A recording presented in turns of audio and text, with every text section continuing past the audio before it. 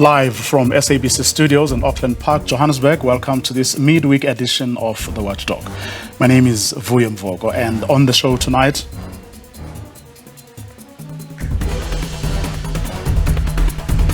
in spite of all the promises to pay up, as well as fix whatever lingering challenges that may have stood in the way, many intended beneficiaries still haven't received their 350 Rand social of distress grants. Others say they have been unfairly disqualified. My first guest is SASSA's Grant Administration Head.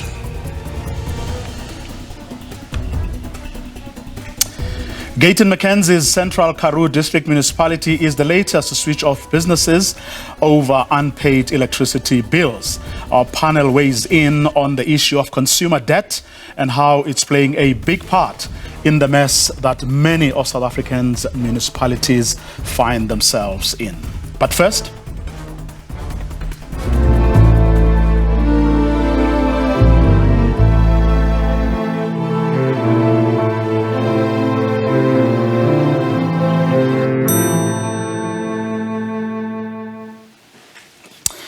emotions ran high today as the families of the victims of the Enyobeni Tavern tragedy bade farewell to their loved ones in Scenery Park. The incident claimed the lives of 21 young people. A mass funeral was today held to remember the victims. A community in mourning, friends and family saying their last goodbyes. Those who survived the tragedy are counting themselves lucky, but their tears were flowing freely for the loss of their friends. It was a hard day for the parents of the victims. It's a sad day. It's a really, really sad day. It's unusual, I can say, because I'm a granny, but this is the first time to see such a thing like this. The results of the investigation into the cause of death are still not complete. Authorities want to be thorough. In conjunction with the police, we are committed to engage with the respective families as and when we are in receipt of the analytical laboratory results. At the present, we have handed some clothing of the deceased to the Department to South African Police Services. We have been informed ukuba ezo mpahla nazo zithunyelwe for further analysis. President Cyril Ramaphosa called on the provincial government to step up its implementation of its drug master plan since the national plan was put in place in 2019. He said at the service that alcohol selling establishments that break the law will be shut down. Abungile Yankees, SABC News, East London. Concerns around the scourge of underage drinking took center stage during President Cyril Ramaphosa's address at that mass funeral. The president stated that there was blame to be laid at the feet of establishments that sell alcohol to the future of South Africa. SABC journalist Kenny Mapanga has more. Reflecting on the death of 21 children at the Enyobeni Tavern in East London, President Cyril Ramaphosa is of the view that the young souls should not be judged. However, there is blame to be laid towards the establishments that profit from young lives of this country. These were young people full of life. They wanted a place to meet with their friends and have a good time to celebrate the end of their exams.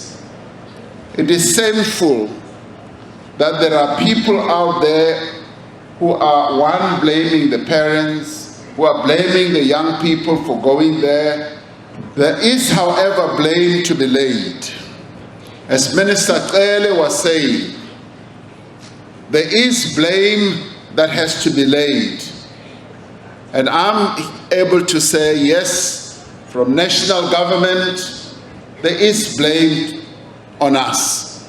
Provincial government, local government, the police, the taverners, the tavern owners, and all that. There is blame. The president further highlighted the scourge of underage drinking, adding that the law is clear on the sale of alcohol. Ramaphosa said that the tragedy that has befallen the nation occurred in a tavern for alcohol and adults, not a place for children. The president issued out a stern warning to owners of these establishments. This is now a moment for us as a nation to confront this issue. And we must say, we are now going to draw the line. We are now going to say, if you are a tavern and you sell alcohol to underage children, that tavern must be closed and be closed permanently, never to operate again. Ramaphosa said that this country does not need to see any more parents experience this pain of losing a child due to alcohol abuse. The president said that this country is now faced with a national crisis and action must be taken. He added that there's a need for development of programs and setting up recreational facilities for young people to enjoy themselves instead of turning to taverns because they have nowhere else to hang out. Kani Mapanga, SABC News, Johannesburg. To this now, in spite of all the promises to pay up as well as fix whatever lingering challenges that may have stood in the way, many intended beneficiaries still haven't received their 350 social relief of distress grants. Others say they have been unfairly disqualified. My first guest is SASSA's Grant Administration Head, Brenton van Vrede. Remember, you can tweet us your questions, comments. The handles are on your screen. Welcome back, sir, and thank you very much for your time. Good evening for you, and thanks for having me back. Well, maybe you can we can start by you telling us sort of how many of the total number of intended beneficiaries have been serviced so far, and I'm talking here about both those who you have been able to pay, and then those you have taken through the means test, but realized or felt that they do not qualify. Thanks for you. So maybe just a little bit of recap again. We in this round of the grant, we got a budget of about 44 billion rands, which would cater for around about 10.5 million rand, 10.5 million people per month. However, when the legislation for this particular grant, for this round of the grant was crafted, there was concerns that we may overshoot that budget, given that we reached about just over 11 million people in the previous iteration of the grant. Hence, a very low means test was put in place in the legislation of around 350 rands. And that was a new provision that we also put in place that required us to means test all new applicants, not just appeal applicants, but all new applicants right from the start on this. Now, we had a bit of challenges, which I think on the last time I was on your show, I spoke to that, and we did make a commitment that in June we would get the payment system up and running, or the assessment system, up and running. And I think just the week afterward, we managed to sort that out, and we managed to assess the June file or the June application files. Now, the reason why we did June first, because that was obviously the month that was due, and that then created the backlogs for April and for May, and we still need to sort out the backlogs for April and May, but we intend to keep the system current, so we've assessed June.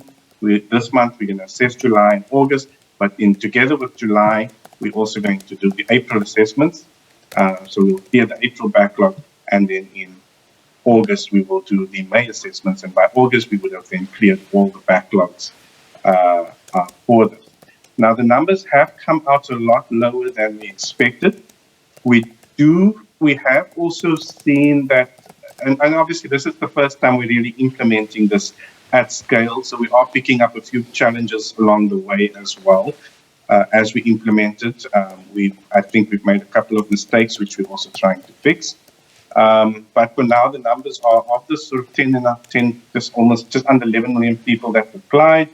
5.3 million has been approved, and an equal number has been declined for reasons such as one of the reasons, or one of the big exclusions that one of the big declines that we see in the current round was what we call self-exclusion.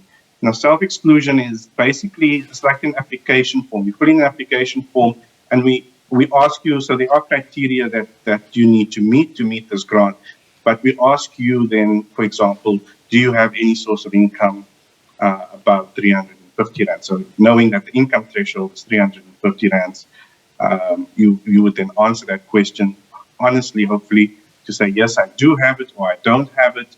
We ask you if you're employed. We ask you if you're receiving UIF, and a bunch of questions like that, which are all criteria for the grant. And then obviously at the end, we ask you to sign a declaration saying that, your response is true and honest and accurate and so forth. Now, we found that almost 1.3 million people were excluded simply because they told us through that questionnaire that they actually don't need this grant, or that they don't meet the qualifying criteria of the grant. Now, a lot of people have complained and come back and said, but I made a mistake when I answered the question, and so forth. So now we are considering options about saying, okay, how do we give people the opportunity then to correct their answers or change their answers to some of the questions on the application form, so that they can be reassessed. So that's about 1.3 million people that may have their assessments varied based on the outcomes. We do also see, so before, in the previous iteration of the grant, we just used to check against databases such as SARS, UIF, NSPAS, the government employee databases, the government pension databases, and so forth, and various government institutions like prisons and so forth. So running those same checks again, we see that there's about 2.7 million people that have been on those databases that have been declined. And then in terms of the new means test that we've implemented, where we check your income within the bank accounts, if it's above that threshold that has been determined, there's about 1.8 million people that have been declined on the basis of having income flow through their bank account. Okay. Well, quite a number of issues. You've raised quite a number of issues there. Let's try and get through them one by one for clarity's sake, and just so that everyone understands. Let's start with what you refer to as the low means test. What does yours do that which an ordinary or usually a means test does? Okay, so this means test is slightly different to the means test with our other grants, and that's mainly due to the nature of this grant. So a means test is basically just an income threshold, right? Mm-hmm. So let's just make an arbitrary one. Let's just say it's 1,000 rands a month. Mm-hmm. So if your income is below 1,000 rands a month, you'd qualify. If your income was above 1,000 rands, you wouldn't qualify. Mm-hmm. But the means test with our other grants has a very complicated definition of income, where there's like 3 pages of law that defines what income is, what you must take into consideration, what you mustn't take into consideration, what you can claim as deductions. Similar, for example, if I maybe could use an example, the way you file your tax returns in terms of what, Okay, just so that no one gets confused. Is there a threshold? In other words, does it say that you ought not to earn anything at all for you to qualify? Or does it say you ought to earn minimum or maximum 1,000 rands for you to qualify. Is it that specific? Yes, so we do have a threshold in the legislation at the moment. I'm sorry, I was just using an arbitrary example for explaining our normal. I'm trying to avoid that so that it doesn't confuse people. Yeah. For 350, there's a threshold of 350 rand. So if your income, and it has a different definition of income. It has a simple definition of income, which is any source of money that comes into your account. And the reason why I wanted to go there and is to explain the difference is that with the other one, it's a much more cumbersome process, right? So there what we would do is we would tell people, give us 3 months bank statements, bring us your salary advice, or anything that proves or shows your income. Now, noting that our other grants, our capability on that is roughly about 1 million people a year. If we were to run this system that we use for our other grants on the 350, to get to 10 million people like we did last year would take us 10 years. And obviously we can't do that. So we had to make it a much more streamlined system where we digitally check your income. But when you digitally check your income, you can't, it's not like someone who gets 3 months bank statements and you can sit down with the person and you can work out, okay, this money that came in is for that, this money that came in is for that. Yeah, it's just everything that comes in is considered as income. So that's literally what the law currently says. Everything that flows into your bank account is considered as income, and if that amount is more than 350 rands a month, you don't qualify for this grant. Now, isn't that what is now the problem? Isn't that the reason many people say they have been unfairly disqualified because they get 500 rands a month from a relative. Consider, for example, the fact that in townships and I suppose in villages across the country, you do have that. There's a relative who often takes care of whether it's their siblings or relatives or even friends for that matter, because they know that this person doesn't work, so they don't earn anything. But it doesn't mean that they are employed. And at times, when times are tough, those, the sibling who's better off then says, hey, Ndase, sorry man, this month I have a problem with my child or children's school stuff. I'll see what I can do next month, and those things. Were those things not foreseen? And isn't that a big part of the problem? Yes. So yes, that is known that people do help people. I think the difficult part is that, we do have a financial constraint in this. So it's really about trying to target those that have no support. So, for example, if you look at the name of the grant, the social relief of distress, those people that are in distress, those people that have no form of support, even from family members, who were targeted or were sort of the primary target of the grant. But we do think, having said that, we do think the threshold, now that we've ran the means test for the first month, that the threshold may have been too low, and the Department of Social Development, who's responsible for the legislation, is in the process. And I think if I didn't publish it today, it will probably be published tomorrow, a revised set of regulations that will be looking at increasing that threshold. And essentially, that as they increase the threshold, more people will be able to then qualify for the grant. Obviously, if someone is getting, say, 2,000-3,000 rands from a family member for support, they are not in that much need as someone who's getting absolutely nothing at the moment. So at least we know that we've put in this current version of the grant, we have reached those that are getting almost nothing or less than the 350, which is the value of the grant. And when the department raises, that means there's a few more people who then come in who may be getting a little bit of support from family members, and but not above the threshold, and they would also qualify. Also, as you mentioned, so sometimes family will support you, and say then the next month they don't support you. The way the grant is set up is that every month it's checked. It's not a 1 month. So if you didn't qualify this month because you got some money from family that was above the threshold, it doesn't mean you won't qualify next month if that same support didn't come through to you. Okay, sorry if I keep taking you back and forth. I think if it's not clear to me, the chances are, a lot of people also don't quite understand it. Now, what you're saying may be gazetted, say tomorrow, if it wasn't gazetted today. What does that take into account? In other words, I would imagine that you would revise, having looked at the set of problems that you've had, what you have encountered, the feedback you've gotten from applicants, especially those who are not successful. Right?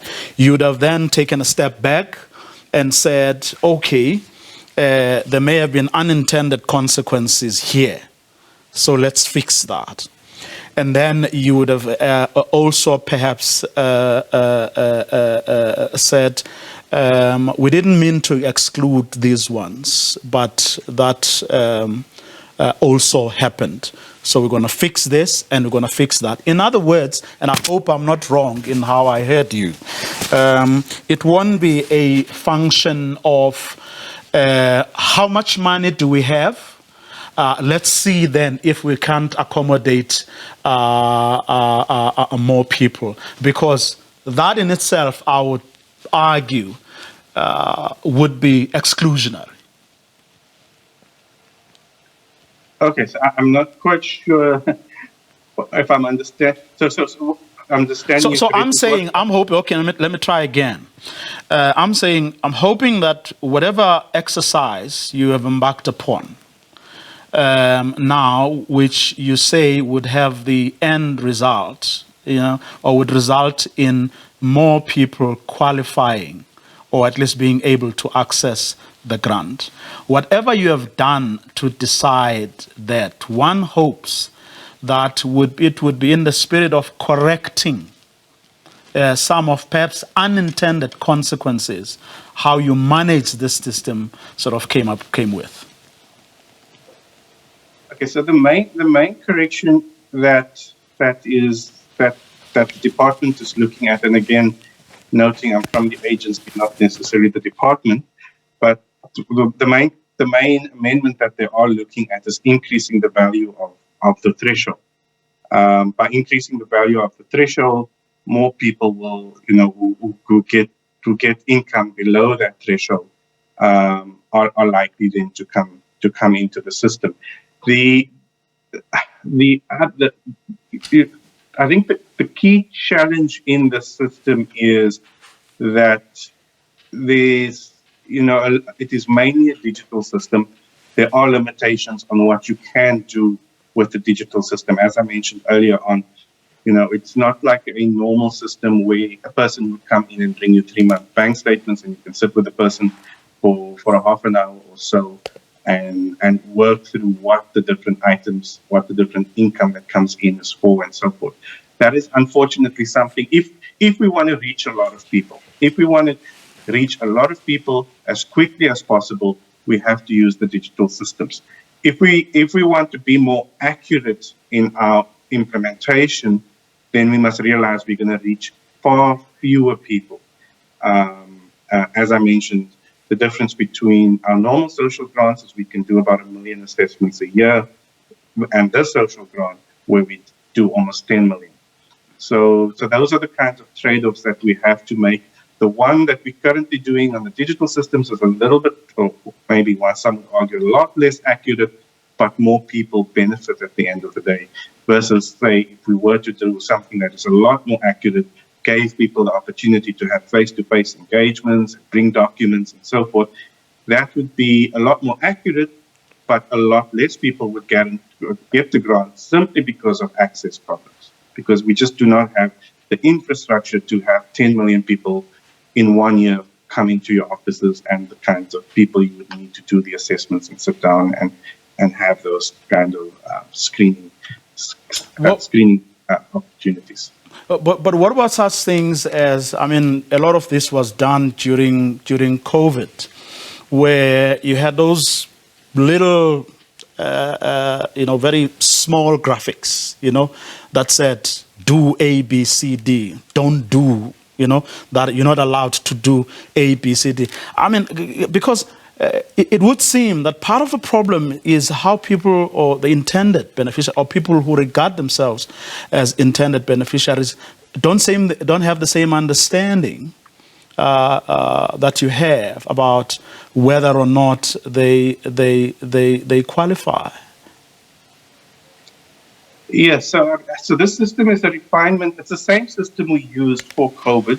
It's just a bit more of a refinement. So in COVID, for the COVID system, we realized that a lot of people who got the grant should maybe have not have gotten the grant, and a lot of people who should have gotten the grant didn't get the grant. So, for example, a lot of people would be on the database, but that database would be a bit outdated, and a lot of people. That just, for example, it's not on any database, but he's still pretty wealthy, ended up, just flipping through the cracks and applying for grants. So we had to try and refine that a little bit more. We did implement this bank income test on a very small scale, and it worked. It was designed as a mechanism to help more people actually get into the grant. And it's about learning actions. So the main qualifying criteria really is, and the way you're trying to target the limited resources you have, is to those with the least support in society. And the main way to measure that is by looking at the kinds of income that they are getting. And that's essentially how this grant is then targeted, by trying to look at, how much income support are you getting, whether it is from your actual activities within a labor market or from extended family or so forth. And then trying to target those with the least amount of support.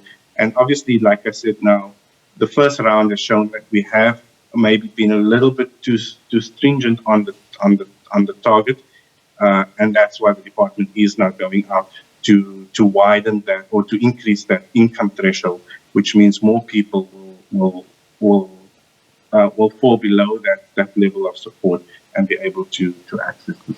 I honestly think you need to strengthen communication, on this, because of the implications it has, or the perceptions people have of you, and whether or not you are doing what was expected. Because I think, generally, there's an assumption that those people who qualified before, automatically qualified, unless, of course, in the intervening period, say you got a job, or something happened to them. And I don't think people are to blame for that, because they simply don't have, that kind of information. That's in addition to the fact that many of them are indeed desperate. I just want to put a few questions or issues that people are raising on our Twitter handle. Tokozani, for instance, says a lot of SRD grant applications were appealed last year from August until December have not been paid. SASSA is no longer talking about them anymore. Does that fall within what you've just explained? Yes. Very briefly. So, I've got a few. I just want to go through a number of them if I can. Yeah. So you want me to respond? To that first one. So yes, that one is correct. Same that the appeals process had the same challenge we had with the new applications, because it was in the legislation for last year. We said that if you appeal, then one of the things we need to then do if you appeal is to check your income in your bank account. But because we didn't have that bank test in place up till June this year, we weren't able to do the appeals from last year.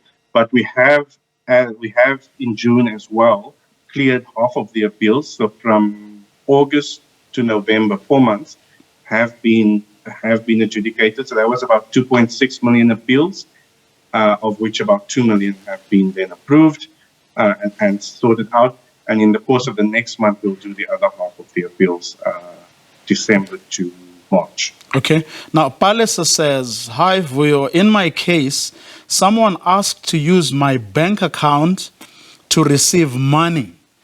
And as a result, I have been declined due to what appears as quote unquote alternative income source. What should I do in this case? So Unfortunately, like I said, this is not a perfect system where we can call people in and people can explain what income is, what the different income that came into the account is. So the way the legislation is written is, it just assumes that if you've got income into your account, you've got money, you've got some kind of support for that month.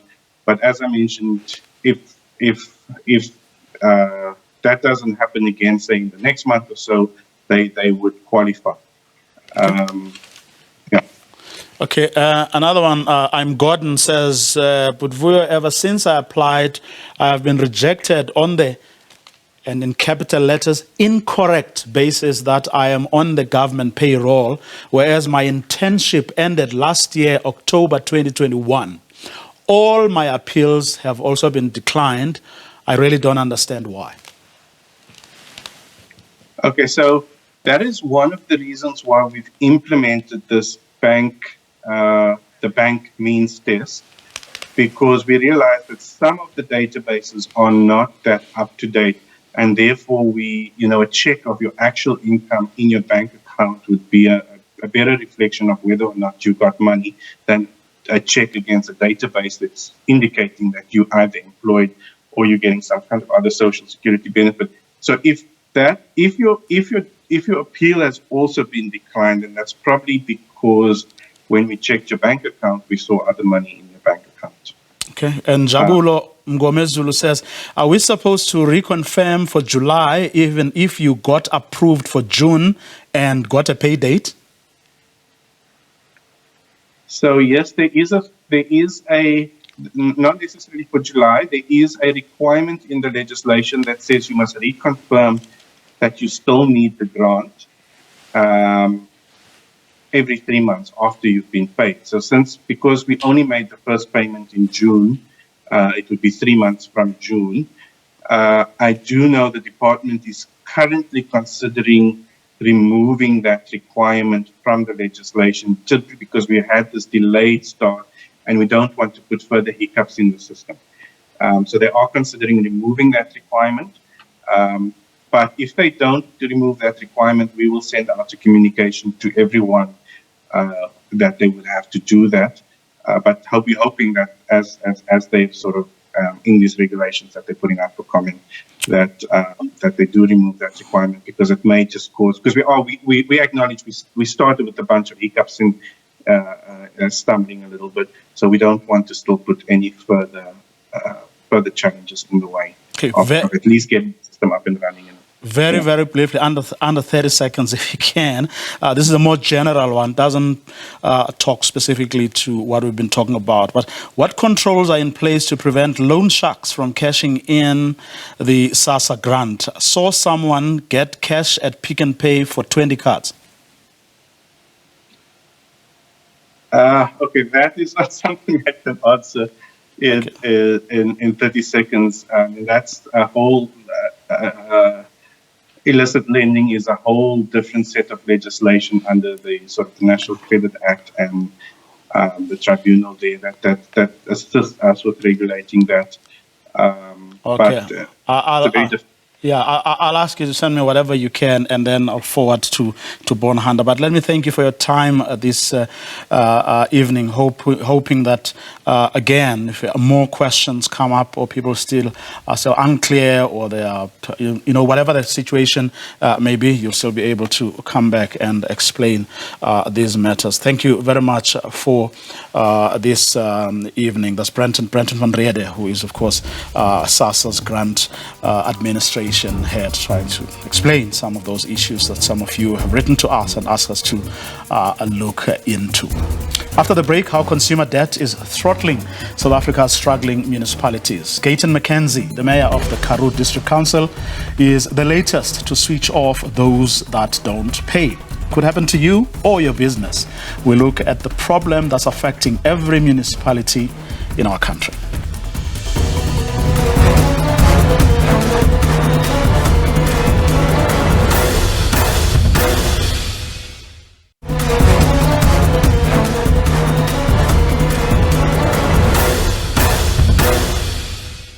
Now, as at 31 March, the country's municipalities are owed over 255 billion rands for electricity consumed.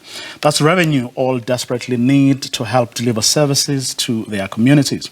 According to the latest Auditor General report, 64% of the outstanding debt is actually irrecoverable. Well, Khumotso Letsatsi is the South African Local Government Association's Chief Officer for Municipal Finance.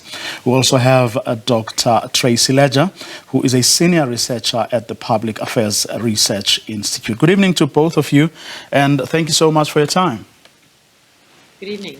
Good evening, Puyo, and to your viewers. If I may start with you, Amin Khumotso, this issue has been with us for a while, and over the years people have been arguing that there are very valid reasons why some people simply cannot pay, but in other instances municipalities are partly to blame because they don't do their work, they don't collect monies that they can actually, at least potentially, be able to collect or recover.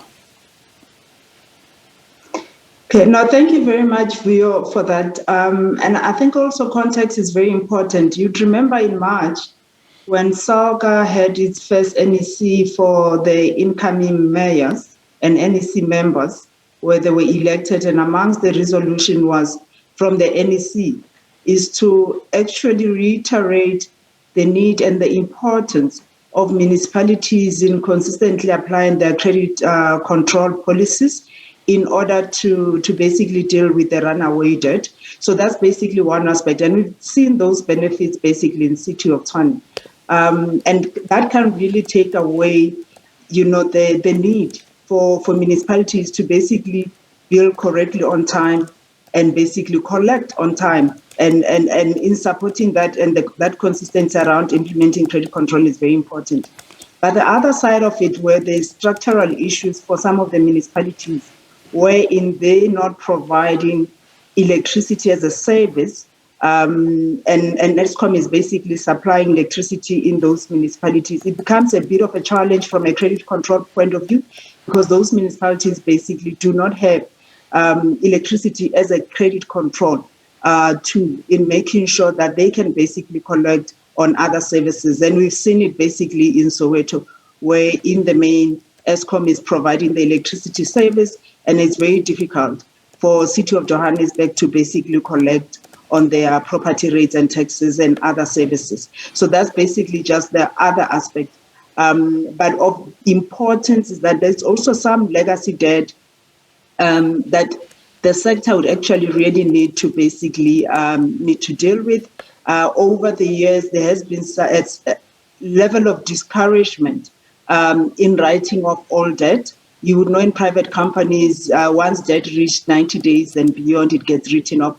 But in the public sector space, and especially in municipalities, it's been very different, because we're highly conscious around creating a moral hazard in terms of non-payment, and pretty much encourage the collection of that particular debt, irrespective of its age. Most of the municipal debt basically sits around 180 days out. And hence the assertion basically by the AG. Okay. In terms of debt that's basically not collectible, that we're looking at around 64% on average.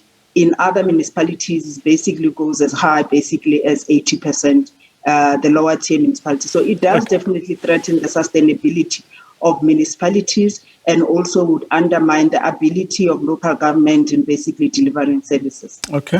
Tracy, what are the issues for you? So, good evening, Vuyo. Hello, Khumotso. Nice to see you again. I think there's an underlying structural issue, and I think we need to go back to the local government fiscal framework, which was developed for the new type of local government we were going to have in our post-1994 state.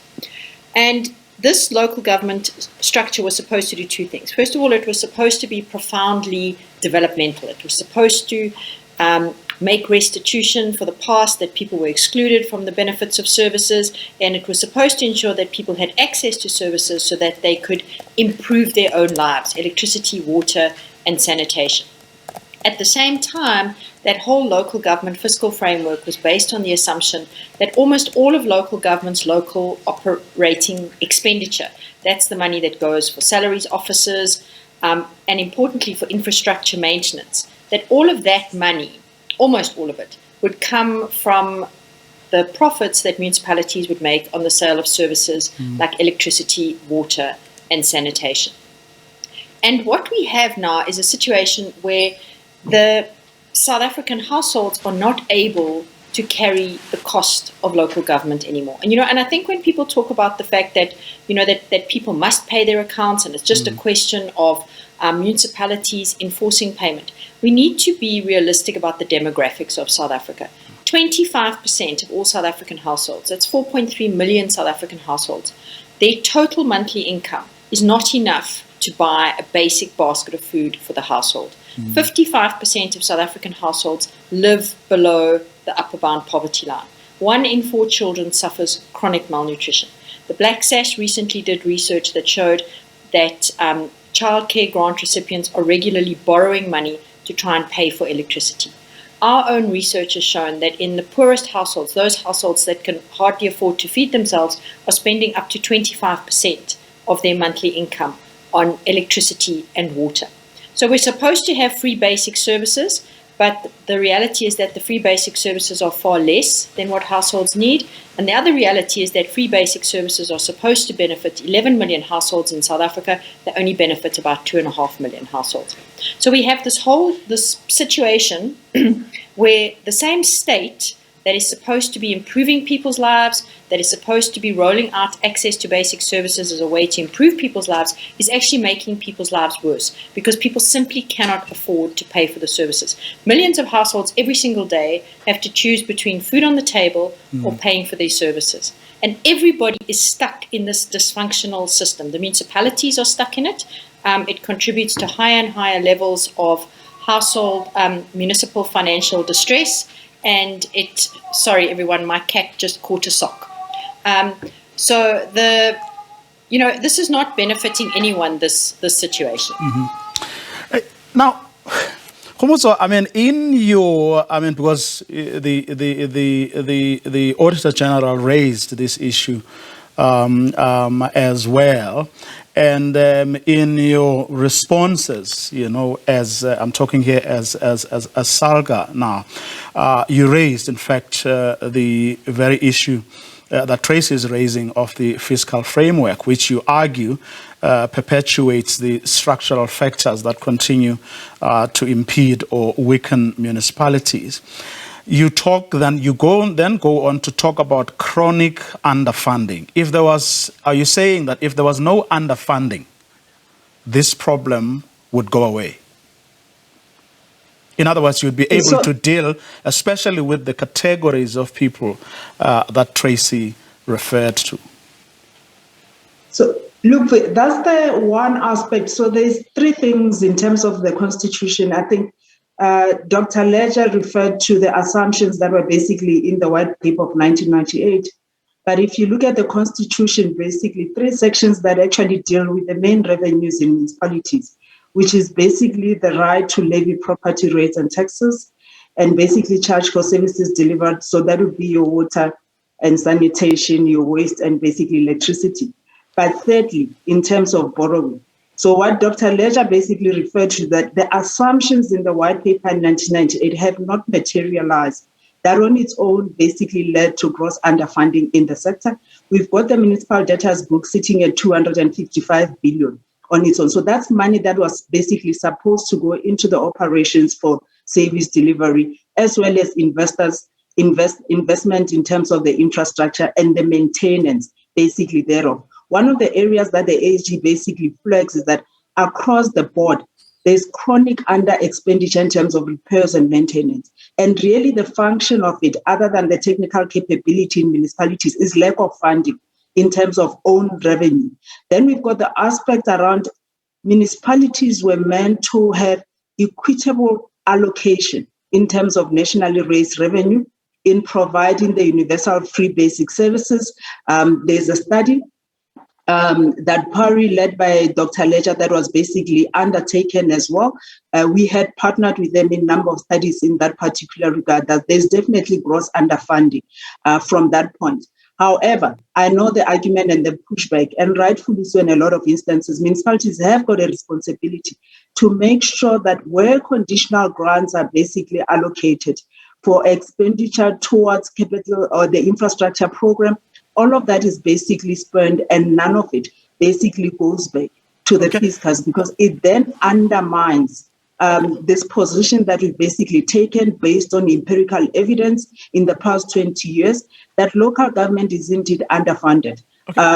However, there are basic back office things that must basically be in place. And amongst them is the issue around enforcing credit control, is the issue around making sure that no money that's basically allocated to local government is basically returned to the fiscal. In fact, and those who are in the space should actually be taken care of, especially those latter 2 points. But Tracy, what I want to ask you very, very briefly, was it a question of wrong assumptions, or did someone sleep on the job over the years? No, Vuyo, I don't think so. I think we need to remember that when we redesigned our state post-1994, that the changes that were made across the state were most significant at local government. We developed a completely different system of local government from what had gone before. We'd never before had wall-to-wall municipalities. We'd never had municipalities that had such a big and demanding mandate. We'd never had municipalities that were designed to provide such a wide range of services to everybody within the boundaries of the municipality. It was an enormous experiment. Well, hence I'm asking whether someone didn't sleep on the job, because you would have thought that these trends are monitored consistently. The assumptions are interrogated. And then at some point there has to be a drastic change that then addresses, the premise from which we moved, and then begins to... So this is our point, is that we have to say, if we look at the evidence suggests that a lot of those assumptions were incorrect. But this is a huge bone of contention, because there are some people like us that will say we need to re-examine all those assumptions. We cannot have a situation where the state is contributing to household poverty by forcing people to pay for services they can't afford. Households already cannot afford to use the amount of electricity they need for cooking, for food storage, for refrigeration, for water. We need to relook the whole system. But there's a big grouping on the other side that will say there are nothing wrong with the assumptions. The problem is that local municipalities are not operating in the system as is required. But at the end of the day, this is not advancing us. And it is certainly not making life better for the millions of households that rely on municipalities for basic services but can't pay for them. And our personal view is that the level of free basic services needs to be extended considerably. You can't have a situation where municipalities keep trying to extract money from people who cannot afford to feed themselves. Okay, Khumutso, I don't know what then needs to happen now. I do understand there's a big meeting coming up in the next week or so. There's going to be a special focus on a local government at the highest level. One wonders what it is that as a sector you're going to be taking to those conversations around this particular issue, because it can only get worse, from here, with record high levels of unemployment, poverty and inequality. I don't see the situation improving. So what, as people who have studied this and who have looked at all the possibilities, just very briefly, what will you be putting on the table, if you were to be around that table, sitting around that table? Okay. No, thanks, Phil, for that. So firstly, I think there's been engagement, an extensive engagement in terms of the review of the local government fiscal framework. There's been a special budget forum that has basically run in the past year, 18 months or so. There's resolutions that we've actually agreed on amongst SALGA, National Treasury and COPTA. And one of those is basically reviewing the local government equitable share allocation. And that's precisely to make sure that indigents actually are also afforded the opportunity to receive free basic services. and fully funded. So that's basically the one aspect that we basically re-looking into. But also SALGA has basically been very instrumental in that particular regard. So in this previous division of revenue that has basically increased, has been paused, we have seen an increase in the allocation in terms of equitable share. However, very small compared to the responsibility that confronts municipalities in terms of the number of indigents, but there has basically been an increase. So that's one aspect. Okay, Komuto, I'm going to ask you, I'm sorry for doing this to you. I'm going to ask you to stop right there. I have very compelling, commercial interests. We have to pay our bill. There's we're going to leave it there for now. Hopefully we'll be able to get back to this conversation, and apologies for starting a bit later than we should have. But thank you very much to both of you for agreeing to come through. Komuto Letsatsi, who's SALGA's Chief Officer for Municipal Finance, as well as Dr. Tracy Ledger. She's a senior researcher at the Public Affairs Research Institute. That's our program for tonight. To join us again tomorrow, same time.